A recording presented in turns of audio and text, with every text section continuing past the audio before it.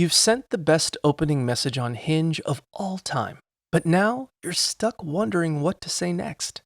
To keep your chat alive, follow this simple formula: a comment plus a question. Try saying, "Your trip to Italy looks amazing. What's the best thing that you ate while you were there?" Next, match their tone and energy. If they send a thoughtful paragraph, match that effort. But if they send a short text, don't reply with a novel. Third, ask open-ended questions. Instead of asking what they do for work, try, "How did you end up working in wildlife conservation?" Fourth, share your own personality. If they mention they love baking, reply, "That's awesome. I'm a horrible baker, but I can whip up a great lasagna. What do you like to bake?" Finally, remember dating apps are tools to get offline. After 5 good exchanges, suggest a specific plan like, "How does dinner at Chili's sound? They have a fire molten chocolate cake."